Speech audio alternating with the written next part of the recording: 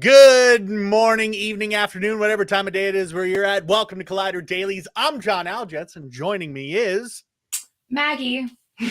How you doing this morning, Maggie? I'm doing pretty good. Yeah. Pretty good. Yeah, I was going to say it feels like a Monday rather than a Tuesday, but I think that's because it took like a solid day for me to recover from the Oscars. So yeah, today's got a really weird, really funky feel to it. And I think a lot of that has to do with kind of coming down from the Oscars a little bit. So it is a weird vibe today, but I do have to keep reminding ourselves that it is Tuesday. It is our second dailies of the week, and we've got a quite the show for you today. We're going to be talking about Wes Anderson short films being combined together into an anthology. We're going to be talking about Daniel Brühl having a film coming out called Becoming Karl Lagerfeld. TV show. The TV show, sorry. But before that, we're going to talk about another TV show, something that is a little bit further into the nerddom side of things. If you might have noticed, Maggie is, of course, wearing a Starfleet insignia on her lapel, and that is because we are talking about Star Trek Starfleet Academy, the upcoming Paramount Plus series. That when I say upcoming, I mean like it's a ways out. Yeah, 2026. Before we get into that, though, let's talk about it, or let's address people in the chat. Jeremy Miller saying, "Hey, everyone. Hello, Jeremy. How you doing today?" Arrow Maxwell saying, "Beaming down to Collider Starfleet Academy. Hello, y'all. Hello, Arrow. Welcome in." It's going to be a great day, so let's just dive into it. Let's jump into our first thing here. I'm also like, if I'm a little flustered, I'm simultaneously running the show because Voice of God is not here today. So I'm running the show and at the same time also hosting, and it can get to be a little bit. But let's talk about Starfleet Academy. So at South by Southwest, our wonderful team over there got a chance to sit down with Alex Kurtzman and Michelle Paradise, producers on Star Trek just across the board. And they were talking about all kinds of fun stuff, but they also got into a little bit of information about Starfleet Academy, and Kurtzman spilled a little bit for us. One of the bigger things that, you know, people might care about is the actual number of episodes that we're going to get with this show. It seems like in the first season, we're going to be getting about 10 episodes, which is pretty solid and pretty standard right now for Star Trek. That seems to be kind of where they're finding their comfort zone. And we also know that filming is slated to begin some point late this summer. That is the best that we are getting as far as our filming window, not like an exact date, because it's still apparently kind of in the writer's room, sort of half and half in and out. So we've got that to look forward to. And as Maggie pointed out, it seems like we're probably not going to be seeing it until about 2026. So we're just going to have to hope that, stuff like Strange New Worlds and Lower Decks and all that sort of stuff, that we might get some stuff in between to kind of tide us over a little bit. Not sure if we're going to, but we will see on that. As far as what the show is going to actually be about, from the sounds of things, based on the way that Kurtzman was talking about it, it sounds like it'll probably be, again, based off of the way that he was talking about it, this isn't like fully spelled out for us, but it sounds like it's going to be a 32nd century Starfleet Academy, which is interesting. Maggie, how do you feel about that? You know, like we were saying before the episode started, I think it's, smart of them to set this before or, outside of the window of time that we've already kind of seen a lot on screen, so that they have a little bit more freedom to play around. It's not dissimilar from some of the things that we've talked about with like Star Wars as well, with them playing with stuff like the Acolyte, which is so far removed from what we really know. It gives them a lot more flexibility and freedom to like really kind of run amok. So I'm interested to see how this plays out for Starfleet Academy. So here's my thoughts on this. The 32nd century is a time period that I'm interested in, but at the same time, a little hesitant to really dive into. Mm-hmm. Before we get into that, Mike Joyce is asking Kelvin timeline or original timeline, prime timeline. I think we've pretty well left the Kelvin timeline behind. Until we get more J.J. Abrams stuff, I don't think we're going to get anything in the Kelvin. And I don't think that is good. And plus, even then, if it's in the 32nd century, it's so far removed that it doesn't really much matter which timeline it's in. Yeah. But as far as the 32nd century, it's as you said, it is interesting to me because it is removed enough from what we've seen that I feel like they can play with what's happening and they can do crazy bombastic sort of things and not having to worry about how it's going to affect or tie into other shows or other canon as much. But at the same time, the 32nd century is so disconnected from what I know and what I've grown up with Star Trek that I have a little bit of a harder time connecting with things taking place in that period. And maybe that's a personal thing. I don't know. But that being said, if we were to see a Starfleet Academy show set in another era of Star Trek, what era would you like to see? I mean, there's only one Star Trek show that I want to see, which is Star Trek Legacy. That you don't want the Starfleet Academy. Really, you're there for Legacy. I mean, I'm here for Legacy, and basically, I won't say Legacy only because I love Star Trek Prodigy. I love Star Trek Strange New Worlds. Discovery is great, but like the show that I want to see announced is Star Trek Legacy, and I will not stop talking about it until it is a reality. Well, you know that those of us here at Collider love the concept of Star Trek Legacy, the idea of it, and it's something that I myself have also been championing quite a bit. Not nearly as much as you've talked about it quite a bit more on social media, but yeah, Legacy I feel like is something that I think I want a little bit more than Starfleet Academy. That being said, I am intrigued by the idea of like, you know, let's do like a high school drama kind of thing set in the Star Trek universe. I don't, you know. Yeah. I don't hate the idea. That we already kind of have. That's Star Trek Prodigy. That's like a young, like late teens, early adults, complete crew that are like tag and like sort of part of Starfleet, but sort of part of not. And like that's a story that I'm already very attached to, and I would love to see that expanded upon. I'm thinking something maybe a little bit more like aimed at an older audience. So think like, because Prodigy, as much as I've enjoyed, I haven't watched all of it yet. I've only caught like an episode or two, but it is very much aimed at a younger audience.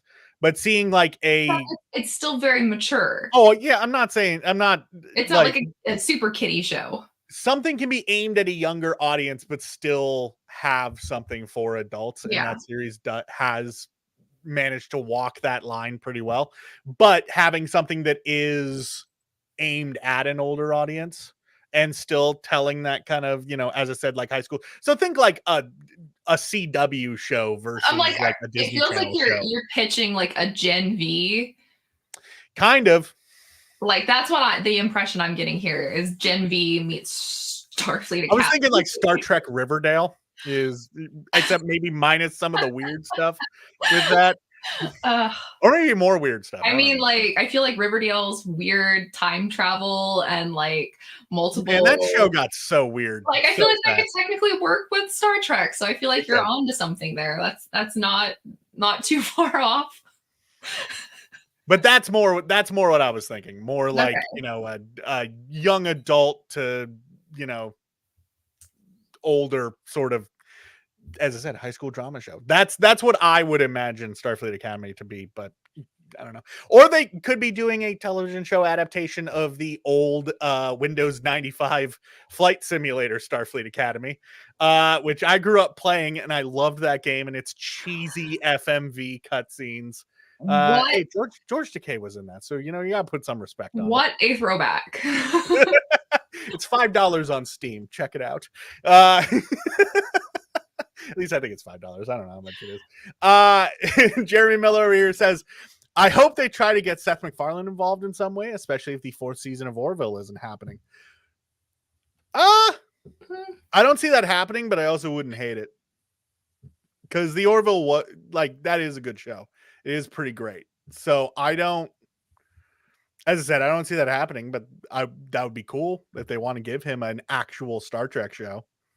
Probably not Starfleet Academy, though. They'd probably give him something.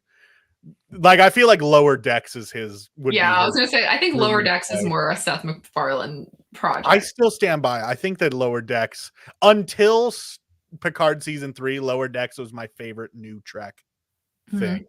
and then Picard season 3 like usurped it, but it's still like Prodigy and Picard are my favorites. I do love Strange New Worlds quite a bit, but I do think my soft spot is Picard and Prodigy. And as I say this, I'm like looking at my Picard stuff over there and my Prodigy stuff over there. Like those are my. I gotta watch the rest of Prodigy. I gotta just have to find the time to sit down and watch it.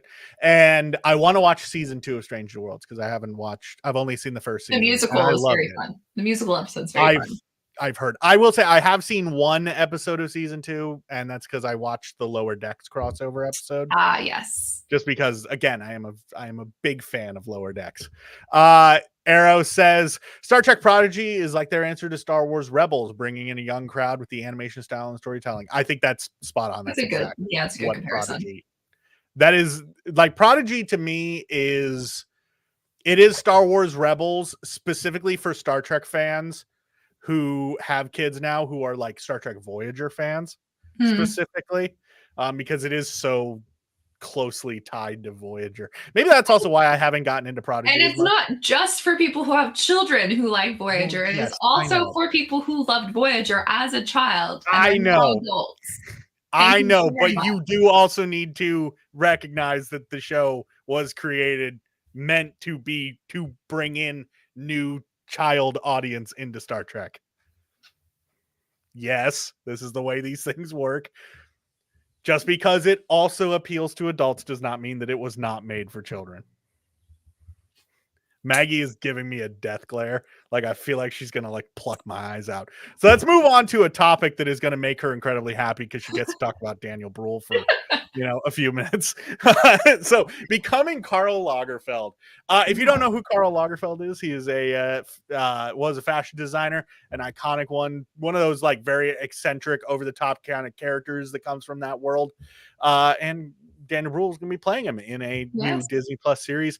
The trailer was released today, and I gotta say, here's the thing: I watched it, and just from the vibes alone, I was entertained. Right?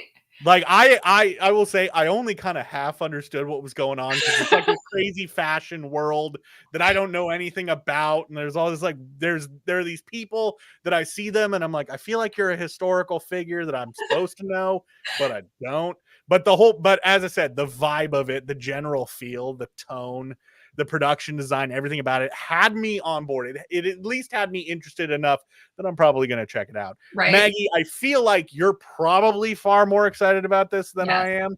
So why don't you hit me with how you feel? Yes. As Collider's resident Brulist, I have been tracking. Is that what they call? I don't know. It's what my friends have called me since 2021. I think it rolls because it's like duelist, but it's Brulist. Right. It works. Brulist, already kind of works with like brutalist style. Like you got it. Yeah, it's like it's familiar. But I've been tracking this project for a while. I'm really excited that we finally have a US release date with it, because it is Disney Plus in all other regions except for here. It'll be Hulu here.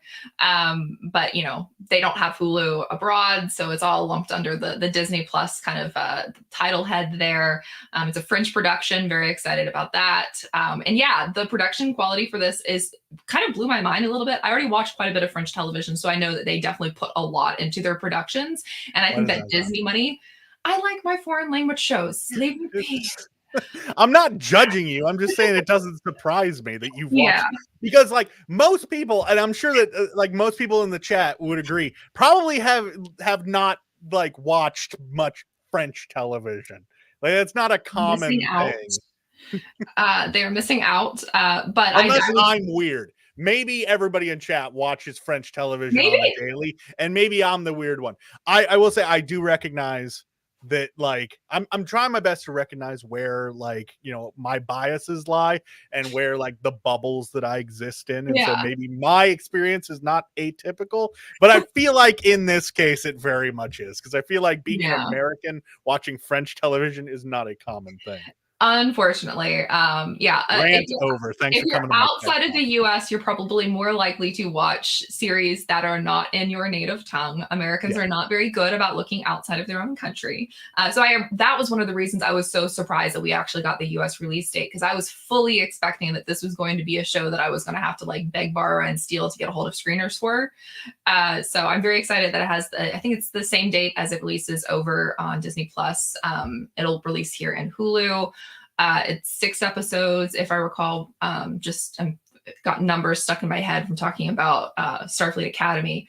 But yeah, it looks fantastic. The production quality looks great. The trailer was cut. It was very fun and exciting and like, colorful, as one would expect something that's talking about, fashion to be. And the vibes were exquisite. I'm very excited for this one. I will watch pretty much everything Daniel Brühl is in. So I will say it does look fabulous. It looks very very high energy, very fun, very, it's got good vibes. I feel like that's all yeah. that you really need to say about it. I'm really enjoying that we're getting a lot of biographical series about fashion designers that people are familiar with their profile. Karl Lagerfeld has a very iconic profile that we've all seen on like clothing and stuff like that. But we just had the new look that talked about Coco Chanel and Christian Dior, and I really like that we're getting this like renaissance of haute couture fashion designers getting to kind of be introduced to audiences that may otherwise not really care or be interested. And then this is just continuing to kind of enrich their lives in ways that, they can go to their local Macy's and walk by these designer brands and be like, I didn't know that this guy did XYZ. And like, any time that you get people interested in things that they may otherwise not care to learn about, I am on board. So I will say I've never cared about the fashion world. It's never been my cup of tea. That being said, something like this would 100% be the kind of thing that would at least teach me some things. How much of it I retain is up for debate. We'll do a nice little like pop quiz after it's out. Don't give me homework. Don't make it not fun for me. Arrow says it's not French TV per se, but I did enjoy Monsieur Spade. Yes. I'm gonna try my best to pronounce these French things that we got here. Sydney Michelle completely contradicting everything that I said. I love French TV. Dix Percent is amazing. Okay, yeah, I'm sure. Here's something for you, Maggie. I'm glad Brule is getting to do more with Disney after how they fumbled the bag with Zemo. I don't feel like they fumbled the bag that bad with Zemo. I mean, the fact that he's not involved with Thunderbolts to me is a bad It's fumble on weird. Marvel's part. I say this as I have Dancing Zemo right up here. That I would agree is a bag fumble, because how do you have the Thunderbolts without the leader of the Thunderbolts? But I am really excited that we are going to see Daniel Brühl in something that is adjacent to the superhero world, which is the franchise, the new series coming out on Max. I believe they just started shooting again after they got their full season order. And that is essentially making fun of superhero TV shows and movies. So I am on board for that. And you can actually, the interview that I did with him back in December for Audie versus Lancia, he actually talks about the franchise in it. So you can get a little bit of a sneak peek into what that series will be like by watching that interview I did. Either way, you should, if you are at all in any way, shape, or form, either interested in the fashion industry, or if you're interested in Daniel Brühl or anybody else involved with the cast or the production just in general, you should go ahead and you should check out the trailer for Becoming Karl Lagerfeld. It, as I said, looks pretty great. The show itself seems to be releasing June 7th, 2024. So be sure to check it out then. Not too long away, pretty soon. Not too long. I'm kind of appreciating that it seems like, maybe it's just me and maybe like I'm just going crazy, but it seems like we're getting trailers for things a lot closer to the actual release dates than we used to.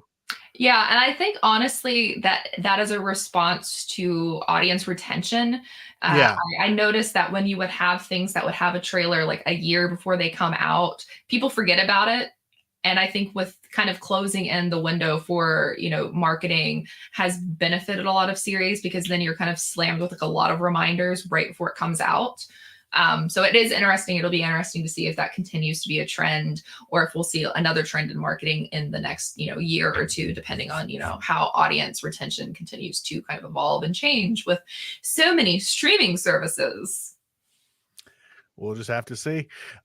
Speaking of streaming services, and moving on to our third topic of the day, Wes Anderson short films, his collection of short films, including the one that just won an Oscar, is going to be combined together into an anthology via Netflix, which is exciting if you're a Wes Anderson fan and you haven't gotten a chance to check out the short films, such as I have not actually watched any of them, which is a bummer. Now I will have an excuse, as they're going to be combined together into an anthology, The Wonderful Story of Henry Sugar and Three More, which will be premiering on Netflix March 15th. So we really have like 3 days. It's not that long of a time. Maggie, have you gotten a chance to see any of the shorts? And if you haven't, are you going to be checking out this anthology? No and no. Oh, So I don't like Wes Anderson's filmmaking that much. really? Yes. He seems like he would be up your alley with your visually, I weird... love what he does. I love his aesthetic. I love his like directorial eye. I don't like his storytelling. I That's fair. find them to often be like a very pretty picture that is completely like a facade. It's just a facade. There's no emotional depth for me. And I know that I'm very much on the outside of that conversation, because I felt quite crazy last year with his film that came out. I'm blanking on the name of it. Asteroid City. Asteroid City. Yes, Asteroid City. I came away from that feeling like it was emotionally hollow. I felt like everything was very like telegraphed, trying to tell you how you're supposed to be reacting to this, rather than letting you arrive at those emotions. And then all of my friends were like, "Oh my God, I sobbed the entire time. I was so like emotionally like devastated." And I was just like, cannot be me. So I get that, like, I am perhaps on the outside, though I do know that there are other people who feel like a similar way for Wes Anderson. I will say, though, I am thrilled that he finally won an Oscar. I think it is insane, because even though I have my qualms with Wes Anderson, you cannot deny that he is a incredible director. Like, he is very dedicated to his craft, to his style, to his very own vision for how he tells stories. And I was shocked to realize that he had been nominated like 8 times and had never won.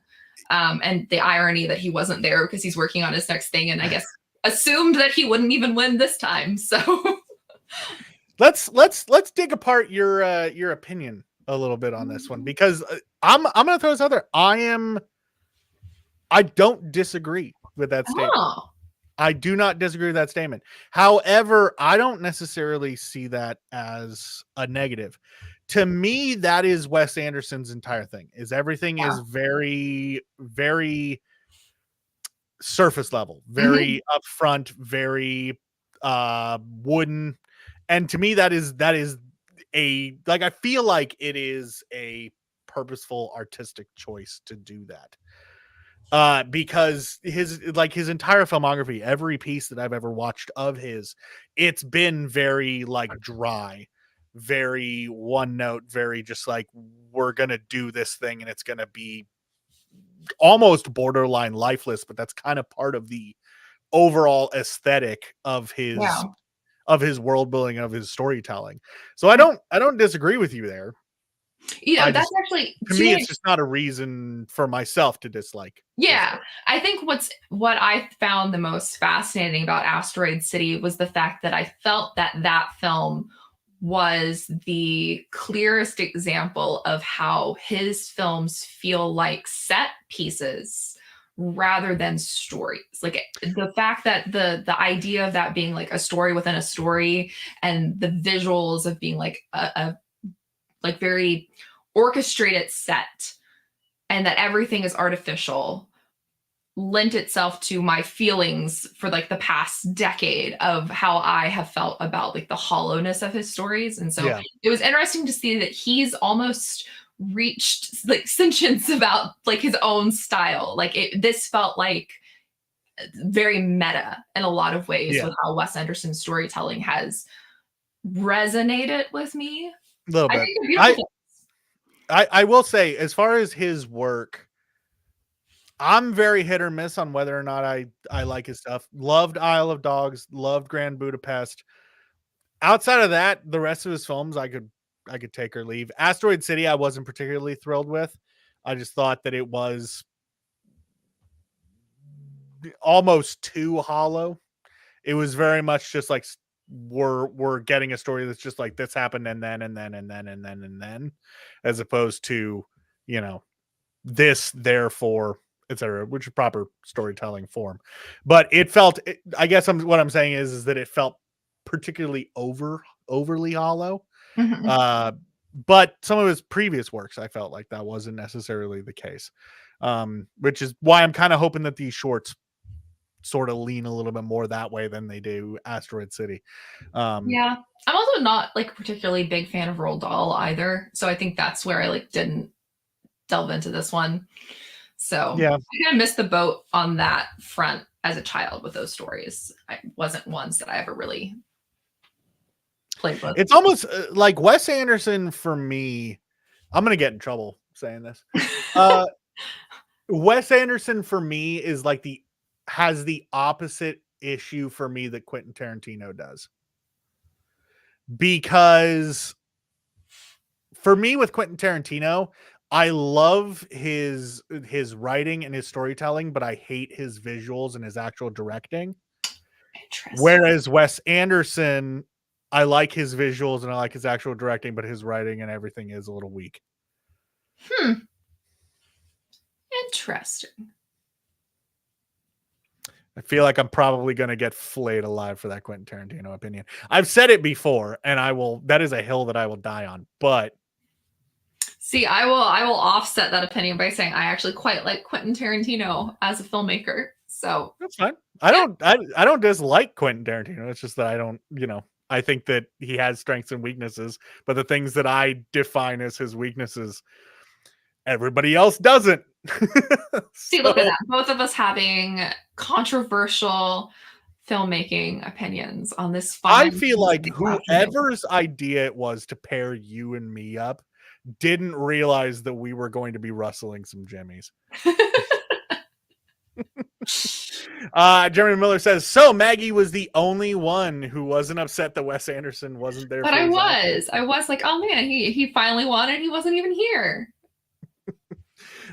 Jeremy also says, I enjoyed every movie I've seen from him, but Isle of Dogs is the only movie I got emotional. Granted, dog stories can make me sad. Yeah, I feel like the fact that it was animals kind of just lends to that one, making you far more emotionally attached. Arrow says, Bottle Rocket was peak Wes Anderson for me. That is one that I actually have not seen. Maybe I should go back and watch that, because that was one of the one of his first ones, right? Yeah. Should probably go check that out. Anyways, that is where we're gonna end the show for today. Let me pull up our socials here. That is where we're gonna end today's show. Tomorrow is gonna be a little bit of a weird one because we're yet to kind of figure out who is gonna be on it. It's gonna be me. We know that for sure. We'll see who my co-host is. We're working on figuring that out, because Maggie's gonna be people. And Maggie's off doing Maggie things, and everybody else is doing South by Southwest stuff. So it's gonna be just John. Yeah, I need a break from you. I mean, I get it. I need a break from me too. But anyways, you'll be able to check us out tomorrow. Maggie, do you have anything that you want to plug? Anything coming out? Same thing I've been plugging for the last couple of days. I've got my Farscape interviews coming up over the weekend, and my interview with, speaking of Star Trek Legacy, Ed Spaliers will be dropping the same day as Irish Rich drops on Netflix. And of course, we talked quite a bit about Star Trek Legacy. So if you are a Star Trek fan, get on board for that. A lot of good stuff in that interview. Always a great time talking with him about Star Trek, and let's keep fighting the good fight and get Star Trek Legacy made. So when my mom watched Star Trek Picard, because I actually lended my parents my Blu-ray of the season. Just season 3. I was just like, you guys don't need to watch seasons 1 and 2. Just watch season 3. Anything that you're confused on, I'll explain it. They were fine. But mom texted me about halfway through and she's like, where have I seen this Ed Speleers guy before? Was it Down Abbey? No. Outlander? Aragon. Oh, yeah. Yeah. Yeah. As soon as she asked, I was like, the only thing of his that she would have seen is that. Oh, I love that. I love your mom even more now. As soon as I said that, she was like, oh, he hasn't aged a day. And I'm like, yeah, he certainly looks like he hasn't. Lucky jerk. Meanwhile, I'm sitting here aging a year every other day. It's not because you have to work with me. I will say that. It's partially that. Well, let's just say there's some gray hairs over here named John. Oh, yeah, I know. I'm a cause for a lot of people's trouble. Jeremy, maybe Voice of God will be the other person. I don't know, but we will see. Anyways, check us out tomorrow. Come by tomorrow, and maybe you'll be surprised by who my co-host is for the day. It'll be it'll be like a Mr. Box. Maybe it'll just be me. Actually, an episode of just me solo sounds like either the worst thing on the planet or just the most unhinged, like, just insane thing. If it winds up being just me, I will tell you that episode, like, it's either people are gonna walk away from that episode going, what the hell was he talking about this whole time, or they're gonna walk away from it being like, man, that John guy managed to piss off every fandom. Okay, so I will definitely make sure you have a co-host. Anyways, I will see you tomorrow along with somebody. Same bad time, same bad place, all that sort of stuff. I hope you have a wonderful rest of your day. Make good choices, live good lives, and all that sort of stuff. I'm stalling for time so I can pull up the branding to do the outro. See you guys.